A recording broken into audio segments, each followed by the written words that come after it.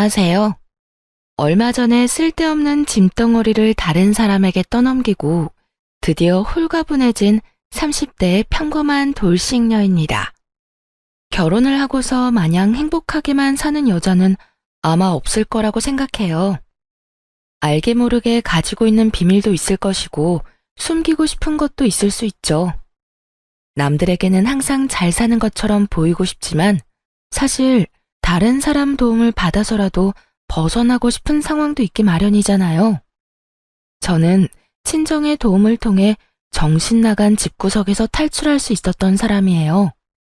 그리고 그런 제 탈출 과정을 다른 분들과도 나누고자 이렇게 사연글을 쓰고 있죠. 저는 대학을 정말 관심이 하나도 없던 곳으로 갔거든요. 제 특기를 살릴 수 있는 전공도 아니었고요. 그래서 졸업하고서도 갈피를 못 잡고 이것저것 다른 일에 손을 댔죠. 그렇게 이리저리 전전하다 남편과 만났고 3년의 연애 끝에 결혼을 하게 됐죠. 결혼 당시에는 20대 후반 젊은 나이였고요. 남편은 평범한 회사원으로 저와 나이 차는 좀 있어요. 사실 결혼할 때까지 고민이 많았어요.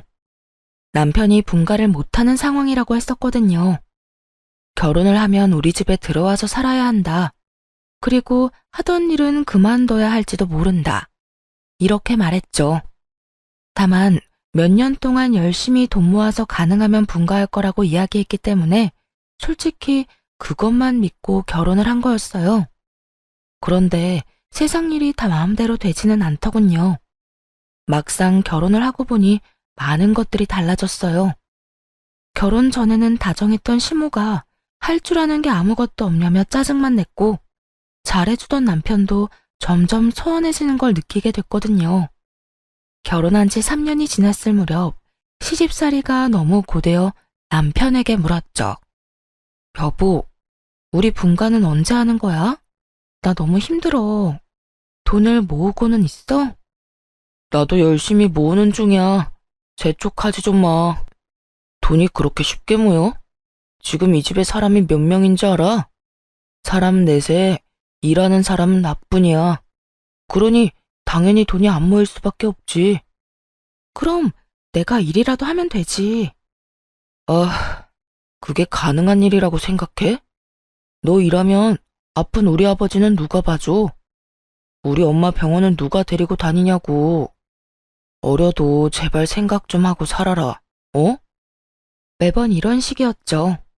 돈이 없다며 분가를 못한다고 하고 그래서 내가 돈 벌겠다고 하면 집안일은 누가 하냐고 버럭 소리치고 솔직히 이때쯤에는 남편의 말이 진짜인지 믿기 어려울 정도였어요. 그렇게 쳇바퀴 돌듯 시간이 흘렀는데 안 좋은 소식이 하나 들려왔어요. 친정아버지가 암에 걸려서 병원에 입원하시게 됐다는 이야기였죠. 친정아버지는 위험한 일을 하셨기 때문에 보험도 제대로 들지 못한 상태였어요. 그래서 병원비가 많이 나오면 그걸 부모님 두 분이서만 감당할 수가 없었죠. 결국 언니와 오빠 저 이렇게 셋이 십시일반 돈을 걷어 감당하기로 결정했어요.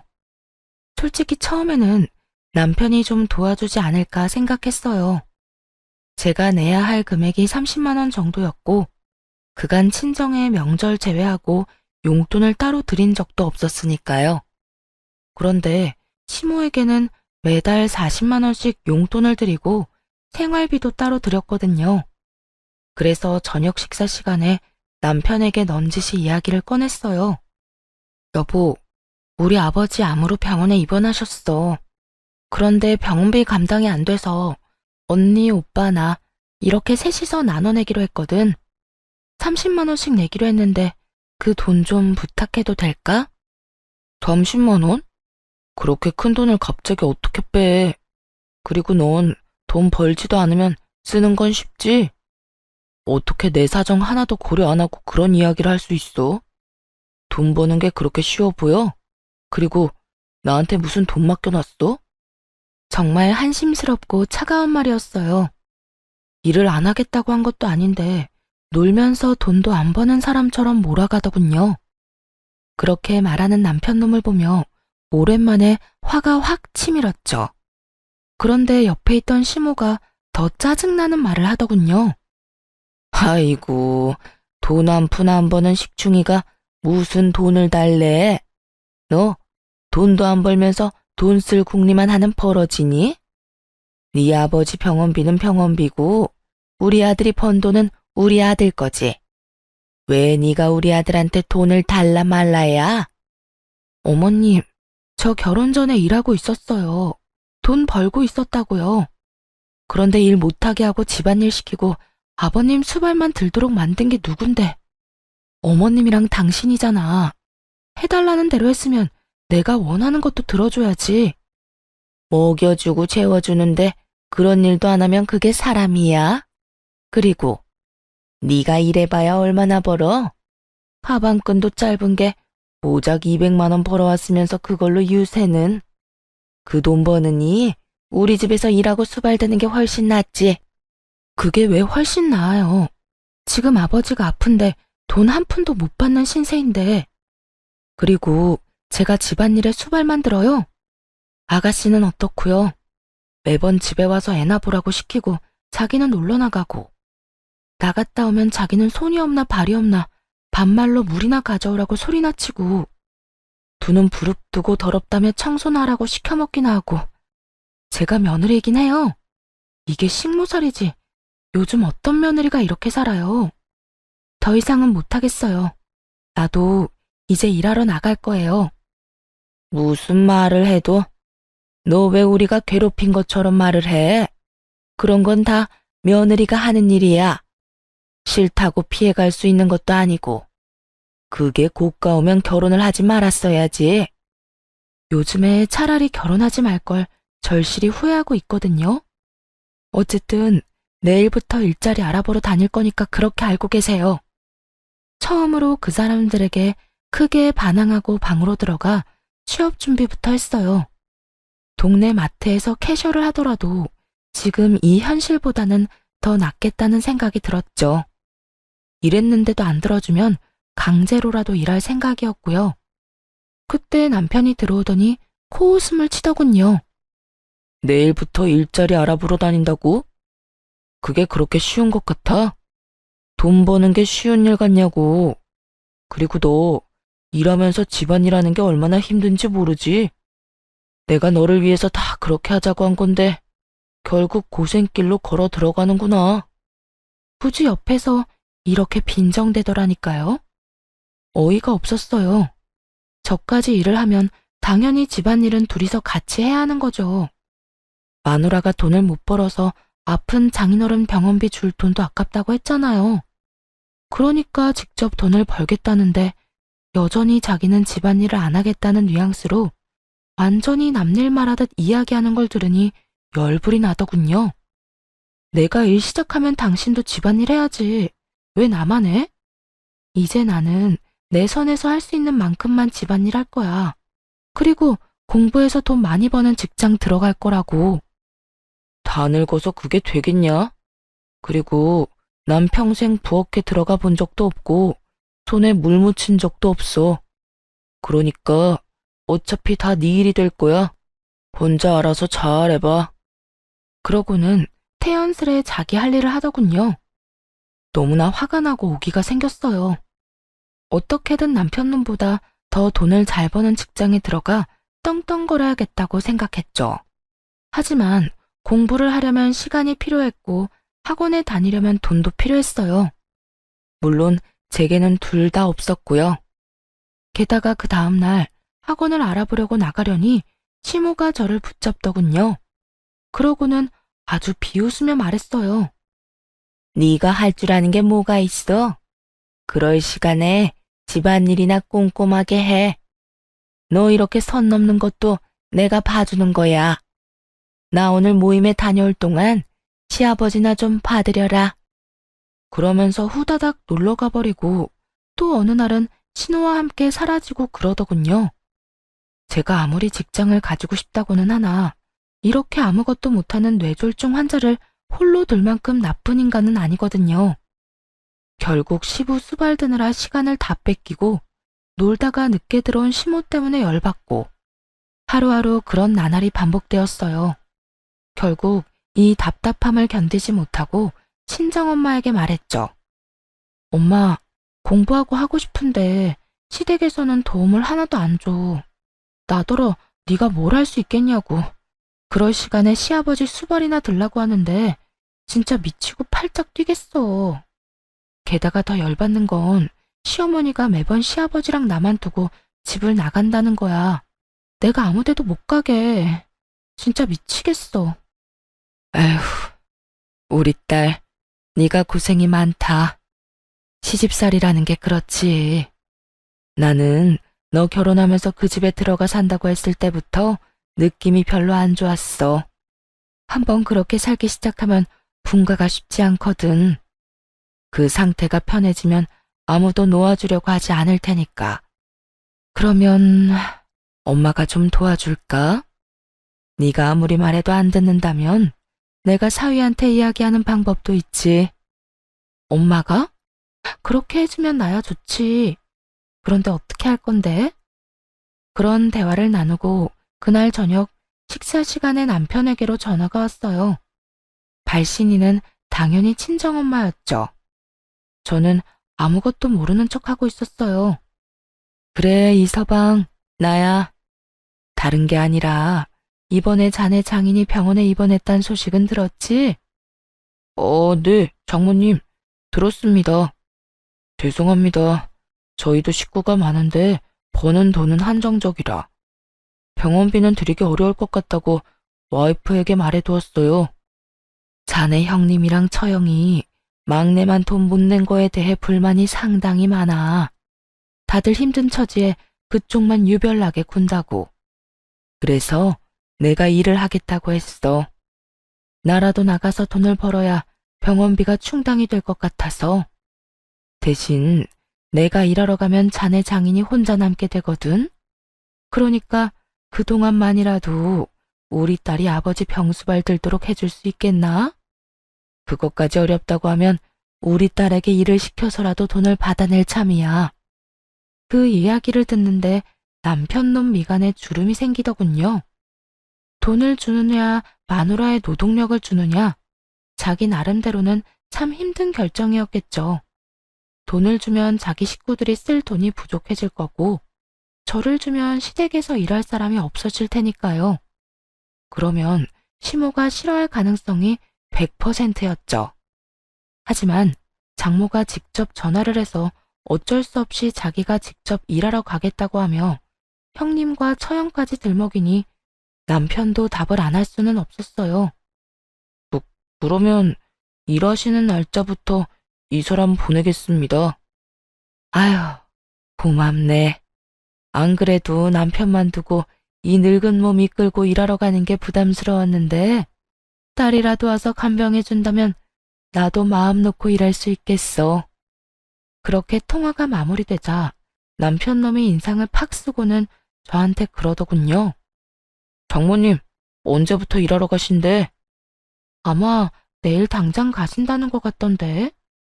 그럼 내일부터 나 아버지가 입원해 계신 병원에 갈게. 아니, 네가 어딜 가? 너 여기서 네 시아버지 수발 들어야지. 우리 집안일도 해야 하고. 어머니, 당분간은 이 사람 집에 못 있어요. 장인어른이 입원해 계시는데 자식들이 병원비로 30만 원씩 걷자고 했나 봐요. 근데 와이프가 일을 안 하니까 저더러 달라고 했는데 못 준다고 했거든요. 그랬더니 장모님이 일을 하러 가신다네요. 그러면서 장인어른 돌볼 사람 없다고 이 사람 불러서 간병시키시겠대요. 아휴, 그래도 이렇게 갑자기. 우리는 준비가 하나도 안 됐는데. 시모가 난색을 표하기는 했지만 결국에는 저를 보내줘야 했어요. 돈을 주지 않을 거면 딸이라도 보내달란 말이 아무래도 남편에게 먹힌 것 같았죠. 그렇게 저는 친정아버지가 계신 병원으로 갔어요. 네 언니랑 오빠가 돈 더 내기로 했어. 너 힘들게 사는 거 다 아는데 괜히 부담 주고 싶지 않다고 하더라.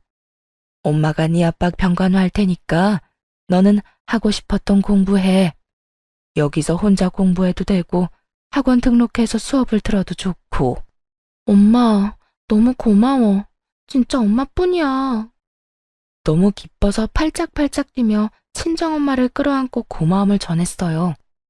1년이건 2년이건 네 아빠 목숨 붙어있는 동안은 공부할 수 있을 거다.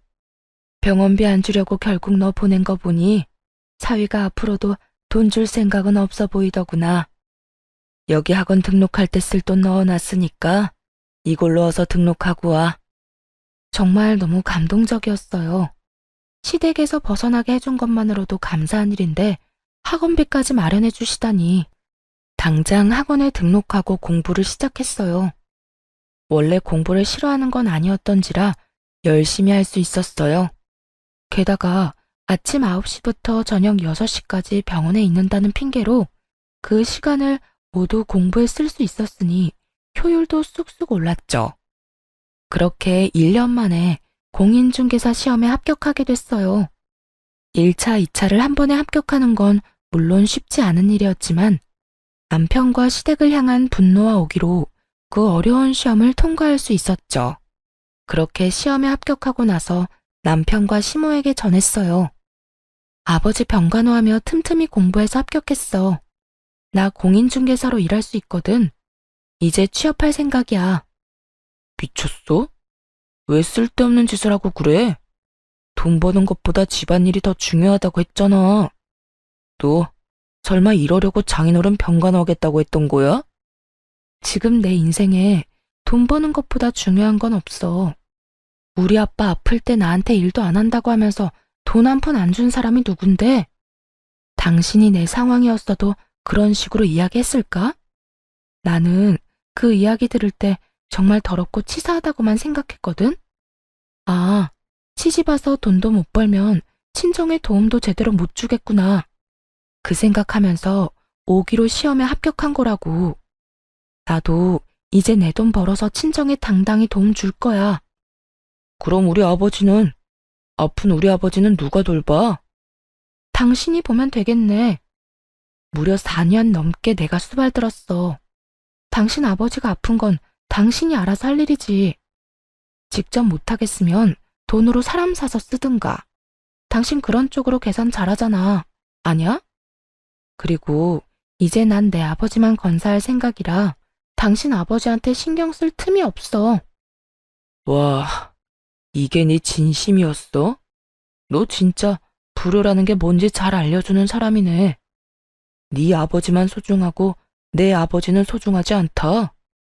당신 아버지가 소중하지 않았으면 4년이나 넘게 수발들었겠어? 그리고 불효를 저지르는 건 넌데 왜 내가 욕을 얻어먹어야 해? 당신이야말로 불효자 그 자체 아니야? 아픈 아버지를 마누라한테 맡겨놓기만 하면 다라고 생각하고 있는 건 아니지? 그걸 사람들이 뭐라고 하는지 알아? 대리효도라고 그래. 남 시켜 먹을 생각만 하지 말고 당신 스스로 효도할 생각도 좀 해. 뭐? 너 지금 말 다 했어? 나한테 감히 그딴 말을 짓거린 거야? 지금까지 속 편하게 먹여주고 재워준 게 얼만데. 먹여주고 재워줘? 끼고 있네. 넌 그게 와이프한테 할 말이야? 먹여주고 재워주는 대신 죽어라 일 시킬 거면 그게 식모살이랑 뭐가 달라. 차라리 가정부가 더 낫겠다. 돈이라도 받지. 먹여주고 재워준다는 명목하에 돈 한 푼 안 주고 식모살이 시켜놓고는 이제 와서 뭐? 당신이 대체 뭘 해줬는데 이렇게 당당해? 결혼하면 일하지 말고 집안일이며 수발이나 들라고 한 사람은 바로 너야. 그래놓고 재워주고 먹여준 걸로 생색이란 생색을 다 떨어? 웃기지 마. 눈앞에 보이는 게 하나도 없었어요. 시험 합격이라는 추진력을 얻어 자신감이 가득 찬 상태였거든요. 정말 그 전부터 하고 싶었던 말을 다 했던 것 같아요. 이 상황을 깨부셔야 어떻게든 진전이 있을 거라 생각했거든요. 그런데 밖에서 저와 남편의 실랑이를 다 들었는지 시모가 갑자기 방으로 들어와 난리를 쳤어요. 얘 말하는 것 좀 봐라. 이제 돈 좀 벌 거라고 아예 유세를 떠내. 내가 왜 여태 너한테 일 못하게 한 줄 아니? 이럴까봐 그런 거였어. 어쭙지 않게 번 돈 다 친정에 갖다 바칠까봐. 우리가 너한테 해준 게 얼만데 왜 그 돈을 다 친정에만 주려고 하는 거냐? 당연히 네가 버는 돈의 반은 우리 거지. 저 세상 논리를 펼치며 제가 번 돈의 지분이 자신들에게도 있다는 시무를 보고 너무나 어이가 없어서 할 말을 잃어버리고 말았어요. 말을 잇지 못하고 있자 시무가 아주 기세등등해서 그러더군요. 우리한테 돈 다 줄 거 아니면 일하지 마. 아니면 네가 번 돈으로 그동안 못하는 집안일 책임져야지. 네 시아버지 돌볼 간병인도 고용해야 하고 요리해주고 청소해줄 사람도 구해야 하고 너 때문에 못하는 거니까 네 돈으로 해야 할 거 아니냐. 그거 다 해결하기 전에는 일하러 못 간다. 네가 없으니 다 못하는 일 맞잖니? 집안일 할 사람이 없는데. 왜 집안일 할 사람이 없어요? 집에서 제일 하는 일 없는 사람이 하면 되죠. 너 지금 이 늙은이한테 일 시키려고 하는 거냐? 어떻게 그런 짓을 할 수가 있어? 솔직히 집에서 하는 일 없으시잖아요. 사부작 왔다 갔다 하며 청소, 빨래, 요리해두는 거 일도 아니죠. 그리고 맞벌이 하는 부부들은요, 보통 집안일을 나눠서 해요. 둘 다 돈 버니까 집안일도 나눠서. 아시겠어요? 제가 돈도 벌고 집안일도 다 할 거면 결혼은 왜 했겠어요? 차라리 혼자서 속 편하게 살지. 대화를 할수록 이 상황이 비정상이라는 걸 깨닫게 됐어요. 웬만하면 결혼 생활을 유지해야겠다고 생각한 것도 잘못됐다는 걸 알게 됐죠. 이건 평범한 상황이 아니었고 정말 이혼을 해야만 하는 상황이었으니까요. 며느리를 이따위로 취급하는 시댁에서 더 이상 살 필요가 있을까 싶었어요. 게다가 이제는 돈을 마련할 수 있는 최소한의 자격도 생겼잖아요. 그걸 생각하니 없던 용기도 막 솟더라고요. 말을 한마디도 안 지는구나. 너 못 나간다. 밖으로 못 나가. 강경한 제 모습에 시무는 문고리를 잡고 못 나가도록 막아버리더군요. 이에 지지 않고 시무의 손가락을 하나하나 떼어가며 말했어요. 내가 왜 이딴 취급받으면서 당신들하고 살아야 하는 건지 모르겠어. 우리 이혼하자. 나 당신이랑 그리고 당신의 가족이랑 더는 못 살 것 같아. 여보, 무슨 소리야. 이혼은 무슨 이혼? 우리가 왜 이혼을 해? 이제 일 좀 시작한다고 막 들떠서 그렇지? 그거 한때야. 나중에 거품이라는 걸 알게 될 거라고. 거품이든 뭐든 난 더는 이렇게 못 살아. 5년 동안 이 집에서 식모살이 하며 산 것도 진짜 대단하다고 생각하거든? 그러니까 제발 이혼 좀 해줘. 나 이런 데서 시달리다 죽기 싫으니까. 그렇게 소리를 빽 지르고 친정으로 와버렸어요. 짐들을 다 놔두고 왔지만 나중에 몰래 가서 가져올 생각이었고요. 시댁에서 나와 가장 먼저 한 일은 변호사를 만나는 일이었어요. 그리고 바로 이혼 소송을 접수했죠. 그날 저녁 시모에게서 전화가 계속해서 오더군요. 전화를 안 받으니 그 다음에는 문자까지 왔어요. 이혼은 무슨 이혼이냐. 내 눈에 흙이 들어가도 이혼은 안 된다. 너는 죽어도 이 집 귀신이다 등등. 이런 무시무시한 문자를 많이도 보내더군요. 참 웃겼어요. 묵묵히 일만 하던 식모가 이제 자기 살 길 찾아 떠나려니 이렇게 앞길 막으려는 사람이 많은가 보다 싶었죠. 시간이 흐르고 남편과의 이혼, 그리고 새로운 직장에 적응하기 등 그런 것들로 하루하루가 굉장히 버겁고 힘든 상황이 되었어요. 솔직히 다른 거에 신경 쓰고 싶은 생각도 없었죠. 그런데 하루는 웬 여자가 저를 찾아온 거 있죠. 처음에는 집 보러 온 고객인가 싶었는데 저를 콕 집어 잠깐 밖에서 보자더군요. 누구냐고 물었더니 남편 이름을 대며 할 이야기가 있다고 하는 거예요. 그 여자가 꺼낸 이야기는 충격적이었죠. 나요. 그 사람 애인이에요. 그런데 그 사람이 당신 때문인지 나하고 결혼을 빨리 안 해주더라고요. 이혼을 한다고 했는데 어떻게 됐는지 이야기도 안 해주고. 그래서 그 사람 등 떠밀어 주려고 당신 만나러 온 거예요. 우리를 위해서 빨리 이혼해주면 안 될까요? 뜬금없이 등장해서는 정말 기세등등한 상간녀였어요. 저는 남편에게 상간녀가 있는 줄도 몰랐거든요. 이혼을 결정하고 나서는 신경 쓸 겨를도 없었으니까요. 그 전에는 시험 공부 때문에 바빠서 눈치도 못 챘고요. 솔직히 처음에는 화가 엄청 났거든요. 아픈 장인에게 줄 병원비는 없으면서 여자한테 쓸 돈은 많나 하는 생각 때문에요. 이혼을 결심하기 전이었다면 계속해서 화나고 열받았을 텐데 남편 측이 이혼을 안 해주고 있는 이 상황에서는 무척이나 환영할 만한 등장이었죠. 솔직하게 말해서 제 입장에서는 막을 이유가 전혀 없잖아요. 나 대신 그 지옥불에 스스로 들어가겠다는 용감한 여인을 말이에요. 누가 봐도 제가 그 사람이랑 더 잘 어울려요. 그리고 그 사람이 저한테 쓴 돈도 어마어마하고요. 저는 사랑하지 않으면 그렇게 못한다고 생각하거든요. 남편의 어디가 좋아서 결혼하려고 하시는 건지 물어봐도 되나요? 음, 우선은 돈을 잘 벌잖아요. 그리고 저한테 잘 쓰기도 하고. 무엇보다 잘해주니까 여자로서 마음이 혹할 수밖에 없죠. 그거면 끝 아닌가? 듣자 하니 와이프한테는 돈도 잘 안 쓰고 잘해주지도 않는다고 하던데. 솔직히 그러니까 지금 그런 꼴로 다니시는 거겠죠. 저는 그 사람이 명품 가방도 선물해주거든요. 상간녀가 들고 있는 가방은 정말 몇백만 원짜리 명품 가방이었어요. 그걸 보고도 화가 나기는커녕 도리어 차분해졌죠. 그래, 이 사람한테 모든 걸 넘기자. 사실 그 생각만 들었거든요. 좋네요. 그럼 그쪽이 그 사람 가지세요. 저는 딱히 이제 필요 없거든요. 저한테는 돈 쓰기 싫어하는데 당신한테는 잘만 쓴다니 다행이네요. 그런데 대신 이거 하나는 알아둬요. 난 당신한테도 위자료 받을 거예요. 상간녀 위자료 청구 소송 알죠? 그 사람이 유부남인 거 알고 당신이 먼저 찾아와서 이혼해달라고 말했으니까요. 나는 이제 더 이상 그 사람하고의 관계에서 손해보는 짓은 안 하고 싶거든요. 뭐, 맘대로 해요. 어차피 그 위자료도 그 사람이 내줄 거니까. 난 이렇게 해도 저렇게 해도 상관없어요.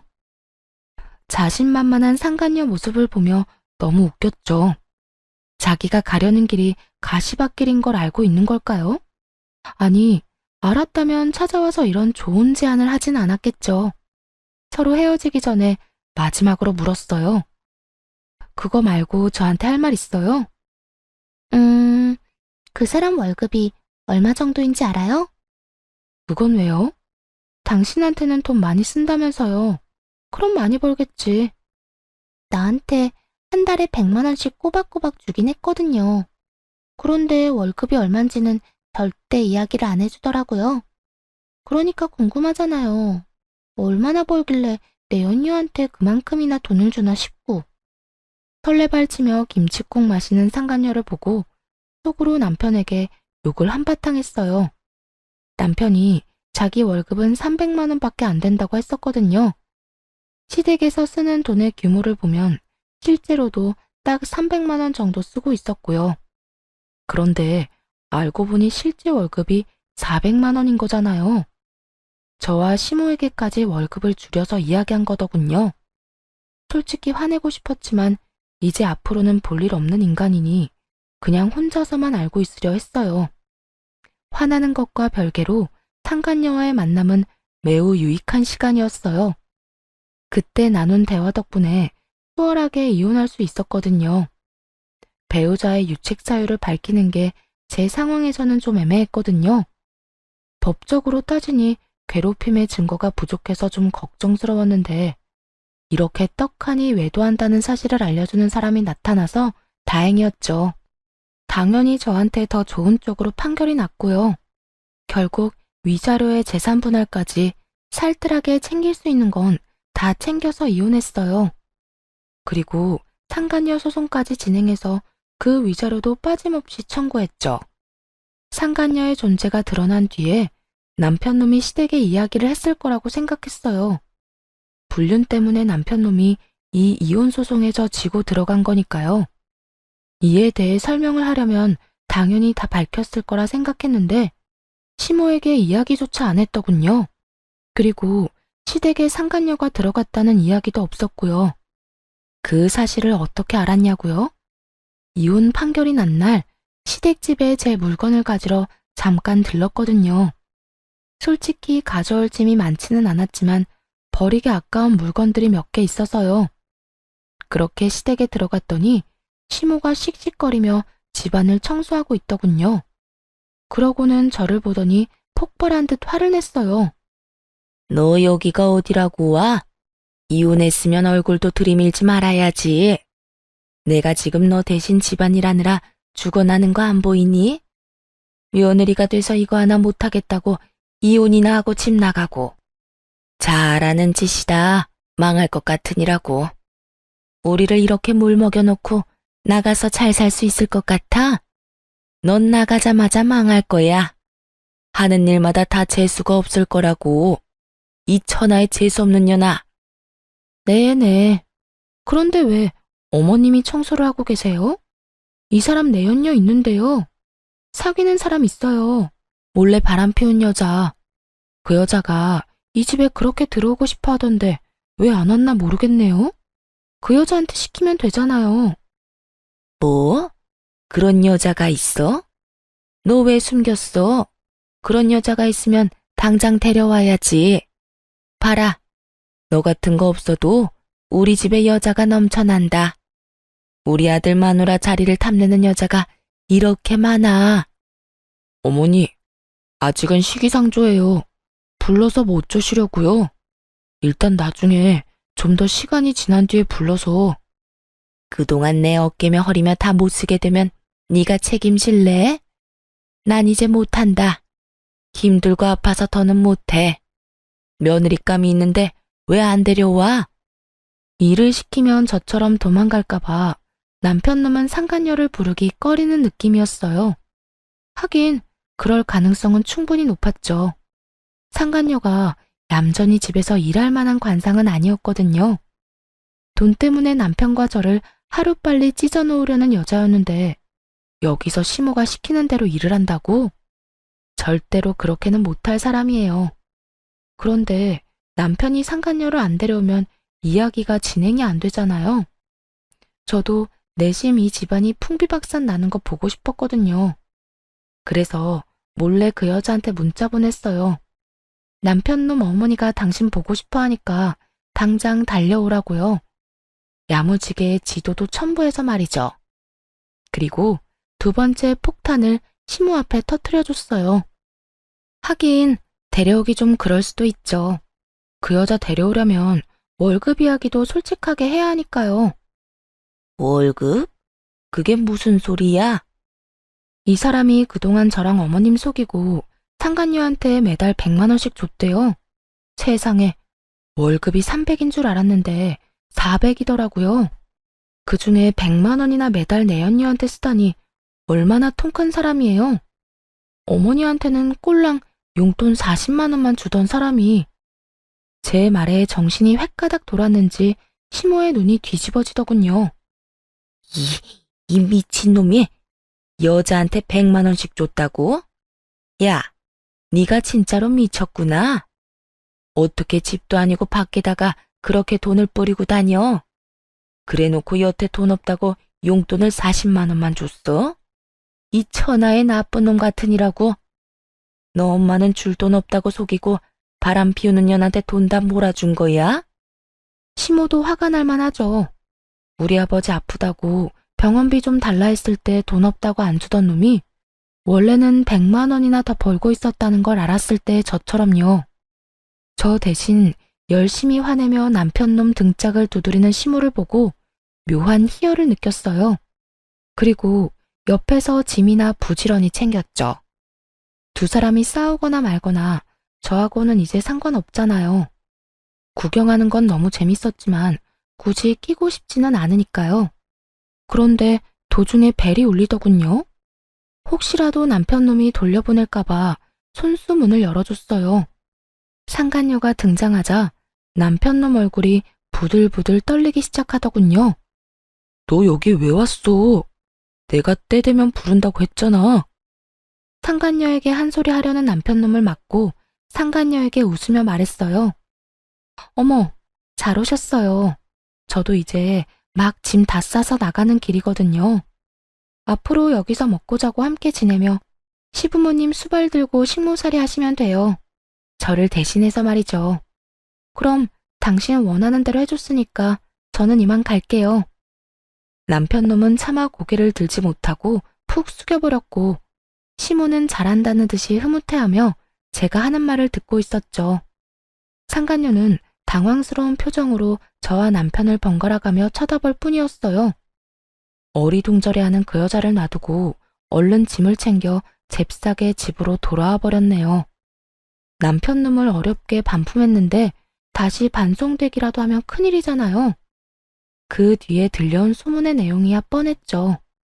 전 시모의 강력한 요구로 상간녀가 전 남편과 혼인신고를 했다더군요. 그리고 혼인신고를 하자마자 집에 들어오라고 했나봐요. 상간녀가 들어올 생각을 안 하니 전 시모가 시댁에 들어와야 인정하겠다고 했고요. 결국 전 남편과 전 시모의 요구에 상간녀는 시댁에 입성하게 됐죠. 사람이 같이 생활하다 보면 알잖아요. 그 집에 시부모님만 살았는지 아니면 저희 부부가 내내 같이 살았는지요. 분가하지 않고 지내야 한다는 사실에 상간녀가 제대로 놀랐나 봐요. 자기는 사기당한 거라고 전 남편에게 책임지라고 당장 분가하자고 난리를 쳤대요. 전 시모는 시모대로 집안일도 제대로 안 하는 며느리만 보면 떽떽거리다가 결국 지쳤는지 며느리 모시고는 못 산다며 아들을 들들 볶아댔다고 하더라고요. 그런데 더 웃긴 건 전 시모와 상간녀가 주도권 때문에 싸운 게 아니었다는 거예요. 사기 결혼 당했다고 생각한 상간녀는 돈이라도 왕창 뜯을 생각을 한 건지 결혼 후에도 전 남편에게 매달 100만 원씩 달라고 했대요. 전 남편 놈은 잡은 물고기한테는 밥 안 주는 것처럼 돈을 안 줬고요. 저한테 했던 말을 상간녀한테도 똑같이 했다고 들은 것 같아요. 집에만 있으면서 돈 쓸 데가 어디 있냐고요. 그런데 두 사람의 대화를 듣고 있던 전 시모가 뭐라고 했다는 줄 아세요? 살림 안 하는 며느리 대신 자기한테 그 돈 내놓으라며 아들 붙잡고 호소했다네요. 그러자 상간녀가 전 시모 머리채 붙잡고 늙은 노친네 운운하며 먼저 싸움을 걸었고 결국 전 시모도 상간녀의 머리를 쥐어잡으며 서로 피 터지게 싸웠다고 하더군요. 이게 다 상간녀 입에서 나온 이야기예요. 친구들, 지인들 할 것 없이 모든 사람에게 다 말하고 다니는 바람에 전 남편과 전 시모의 평판은 완전히 바닥을 쳤죠. 그 뒤로 조용하더니 어느 날 지인으로부터 전 시모의 근황을 들을 수 있었어요. 글쎄, 전 시모가 상간녀와 드자비를 한 뒤로 화병이 나서 드러누웠대요. 친정엄마에게서 그 이야기를 듣는데 얼마나 웃기던지 한참 배꼽 빠지게 웃었네요. 저는 이혼 후에 친정으로 들어갔어요. 아버지 병간호를 하며 틈틈이 일도 했죠. 그러나 이혼한 지 얼마 안 돼서 아버지는 돌아가셨어요. 그래도 병원에서 말했던 1년보다는 더 오래 사셨네요. 이혼을 하고 혼자 된 저를 많이 안타까워하셨지만 그 어느 때보다도 생기 있게 일하는 모습을 보시고는 마음 놓고 가셨답니다. 아버지가 돌아가신 뒤에는 유산을 조금 나눠받았어요. 거기에 재산 분할로 받은 돈과 위자료 그리고 상간녀 소송으로 받은 돈까지 합해서 저만의 작은 공인중개사 사무소를 개업했어요. 몇 년 만에 정신없이 일하니 그게 너무너무 재밌더라고요. 돈 버는 재미에 푹 빠져서 다른 건 생각도 안 났죠. 그런데 6개월쯤 지났을까요?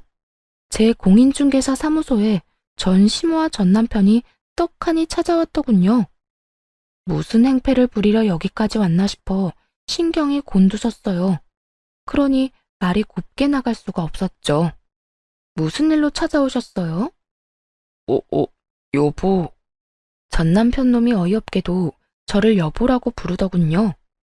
상간녀랑 혼인신고했다는 사실을 다 알고 있는데도 말이죠. 죄송하지만 저한테는 남편이 없는데요.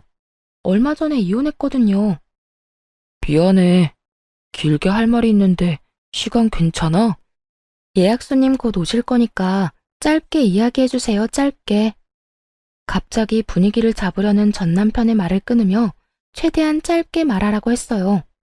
길게 말하고 싶은 마음도 없었지만 일터에서 언성 높이고 싸우고 싶진 않았거든요. 그러는 순간 새 가게에 때가 묻은 기분이 들 것 같아서요. 저기, 제발 우리 집으로 다시 돌아와주면 안 될까? 당신이 하는 거 뭐든지 다 허락해주고 일하는 것도 막지 않을게. 그냥 집에 다시 돌아오기만 하면 돼. 정말 다른 건 바라는 거 하나도 없어. 당신 하자는 대로 다 할 수 있어. 아니, 갑자기 찾아와서 무슨 헛소리야? 여보세요. 우리 6개월 전에 이혼했어요. 아직 이혼 서류에 잉크도 다 안 말랐는데 갑자기 도대체 이게 무슨 짓이야? 혼자 잘 살고 있는 사람한테 갑자기 찾아와서. 당신이 없으니까 집이 잘 안 돌아가. 우리 집 지금 완전 엉망이야. 당신이 있었을 때가 제일 완벽했던 것 같아. 너무 어이가 없었어요. 저 하나 없다고 그 집이 안 돌아갈 리가 있나요? 그저 돈 쓰기 싫으니까 일이 다 막힌 거겠죠. 그 집에는 지금 공짜로 일해줄 사람이 없었나 봐요. 식모가 필요하면 돈을 주고 식모를 고용해. 왜 잘 사는 사람한테 와서 이딴 헛소리를 하는데? 난 당신하고 이렇게 노닥거릴 시간도 없는 사람이야. 아니면 당신 상간녀한테 시키든가. 혼인신고한 거 아니었어? 그 여자가 당신이랑 결혼한다고 하던데? 당신하고 살고 싶어서 나 찾아와서 이혼해달라고 한 그 여자한테 부탁하면 되지. 무상으로 집안일하고 시부 병수발 들어달라고. 그런데 대답한 건 전 남편이 아니었어요. 바로 전 시모였죠. 가만히 옆에서 듣고 있다가 상간녀 이야기가 나오자마자 버럭하더군요. 그 썩을 년 이야기 꺼내지도 마라. 그녀는 우리 집 돈 보고 들어온 거야. 분가해달라고 그 난리를 치는 통에 돈 모아서 분가해주겠다고 약속했는데 그 잠깐을 못 참고 도망갔지 뭐냐. 그런데 이 망할 년이 그냥 나간 것도 아니야. 내가 우리 윗대 어르신들한테 물려받은 폐물을 싹 다 가지고 도망갔더라. 게다가 그 폐물 들어있던 함 위에 뭐라고 적어놨는지 알아? 위자료. 이렇게 적혀있는데 그거 보는 순간 눈앞이 어찌나 노래지던지. 세상에, 그게 어떤 물건인데? 그날 졸도할 뻔한 걸 생각하면 지금도 정신이 아찔할 정도야. 폐물 훔쳐가면서 위자료라니 너무 웃겼어요. 제 생각에 왠지 그건 상간녀가 제게 보내준 위자료일 것 같았어요. 웬일인지 전 남편 이름이 아닌 상간녀 이름으로 보냈더라고요. 그 돈을 주고 나서 너무 아까웠던 모양이죠. 아니면 전 남편이 줄 거라고 생각했는데 안 줘서 냅다 그걸 들고 튄 걸 수도 있고요. 어머니는 왜 이 사람한테 그런 이야기를 해요? 창피했는지 전 남편이 제 눈치를 보며 그렇게 말하자 전 시모가 급발진하며 소리치더군요. 조강지 쳐버리고 잘 되는 놈 하나 못 봤어. 이게 다 바람 피운 네 탓이지. 아니, 아내가 이렇게 잘 될 줄 알았으면 이혼을 하지 말았어야지. 이혼할 건수조차 주지 말았어야지. 괜히 상간녀랑 바람 피운다고 헛짓거리하는 바람에 결국은 봐라. 재산 분할만 실컷 해주고 위자료까지 뜯겼지. 그것만이면 다행이게. 네가 어디서 되먹지도 못한 년 데려와서 이렇게 된 거 아니야? 일 잘하는 와이프 내보내고 미친년을 집안에 들였잖아. 네가 장인 병원비 30만 원만 안 아꼈어도 이럴 일 없었어. 으이그 등신 같은 놈. 저것도 자식이라고 내가 미역국은 왜 처먹었는지. 일 잘하던 식모 겸 며느리를 잃은 전 시모의 분노는 대단했어요. 그렇지만 아직도 모르는 게 하나 있더군요. 우리 부부는 언젠가는 깨질 사이였다는 거요. 일방적으로 한쪽만 착취당하는데 지속된다는 게 더 웃긴 거잖아요. 제가 언제까지 참을 거라고 생각했는지는 모르겠는데 아마 몇 달도 안 돼 폐물 들고 도망간 상간녀보다는 월등히 나아 보였나 보죠. 그러자 전 남편 놈도 화가 나는지 자기 엄마에게 큰 소리를 치더군요. 와이프를 식모처럼 부렸던 사람은 어머니잖아요. 사람 무시하고 모멸감까지 줬으면서 왜 저한테 책임 전가하시는데요? 그리고 그 여자 일도 그래요. 처음에 부르지 말자고 했잖아요. 시간을 들이자고. 그런데 뭐가 그렇게 급했는지 조금도 못 참고 불러들여서는 결국 보세요. 여자가 놀라서 도망갔잖아요. 요즘 세상에 시부모 수발 들면서 함께 사는 여자가 어딨어요? 저를 좋아해서 결혼해서 다 나가 떨어질 판이라고요. 하라고 하는 대로만 했으면 다 잘 풀렸을 텐데 어머니가 죄다 망친 거예요. 그리고 어머니가 집안일도 안 하겠다, 수발도 안 들겠다. 그러는 바람에 아버지 요양병원비며 생활비며 돈이 두세 배로 나가고 있다고요. 그런데 하는 것도 없는 주제 맨날 돈이나 달라고 하고. 양심이라는 게 있긴 해요? 두 사람이 싸우는 걸 듣는데 제 머리가 다 어질어질하더군요. 그래서 둘의 목소리가 더 커지기 전에 끼어들었어요. 남의 사업장에서 이러지 마시고 싸우시려면 밖에 나가서 싸우세요. 그리고 나간 김에 좀 꺼져 주시고요. 남 탓은 대체 왜 하시는 거예요? 둘 다 똑같이 잘못한 건 사실이잖아요.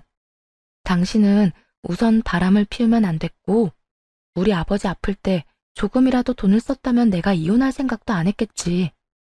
그리고 어머님도 마찬가지예요. 사람을 식모처럼 굴리더니 이제야 군말 없이 일해주던 며느리가 그리워졌나 본데 이미 버스 떠나도 한참 전에 떠났어요. 저는 사과받고 싶은 생각도 없고 그 지옥에 다시 돌아갈 생각은 추호도 없어요. 그러니까 그쪽 집안 문제들은 당신들이 알아서 하고 저하고 연결 짓지 마세요. 저요, 지금 이렇게 두 분하고 아무런 관련 없이 사는 것만으로도 행복하거든요. 여보, 나 아무렇게나 하는 말 아니야. 당신이랑 진짜 다시 잘해보고 싶어서 찾아온 거야. 어머니도 나랑 같은 마음이고. 우리 두 사람 다 당신한테 잘못한 거 잘 알아. 그러니까 이렇게 사과하고 용서받고자 하는 거야. 그래, 얘. 너만한 며느리도 없더라. 내가 그간 너무 몰라봤어. 돌아오면 진짜 뭐든 다 해주마, 응? 돌아갈 생각 조금도 없다고 말했잖아요. 영업방해로 신고하기 전에 당장 꺼지세요. 그리고 앞으로 집 팔 때나 집 살 때 제외하고는 여기 들르지 마시고요.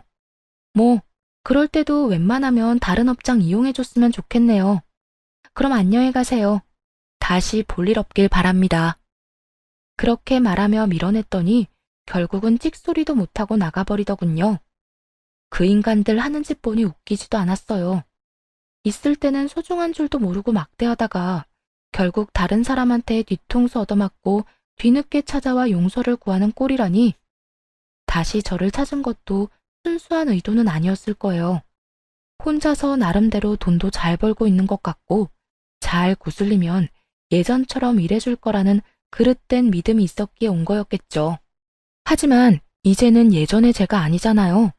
그때는 아무것도 모르고 하라는 대로 했지만 지금은 전혀 다르거든요. 저도 제 가치를 알고 제 인생을 위해 당당하게 주장하는 사람이 되었으니까요. 저를 찾아왔다 간 후에도 전 시모와 전 남편이 제정신 못 차리고 또 싸워서 동네 주민들 민원으로 경찰까지 출동했다고 하더군요. 죽이 척척 잘 맞던 모자가 결국에는 앙숙이 되어버렸으니 조만간 그들이 살던 집이 매물로 나올 것 같다는 생각이 들었어요. 얼굴만 마주쳐도 싸울 텐데 계속 한 집에서 같이 살 수는 없을 테니까요. 이렇게 해서 그들과의 인연은 끝이 났네요. 저의 탈출도 정말 다행히 성공적으로 끝이 났고요. 저 사람들 틈바구니에 있었다간 제 몸이 남아나지 않았을 거예요. 여러분도 혹시 탈출해야 한다고 느낀다면 그곳에서 지체 없이 빠져나오세요. 당시에 힘들기는 했지만 지금은 행복해서 웃고 있으니까요. 제 사연글 재미있게 읽어주셨으면 좋겠네요. 모두 오늘 하루도 즐겁고 행복하게 보내세요.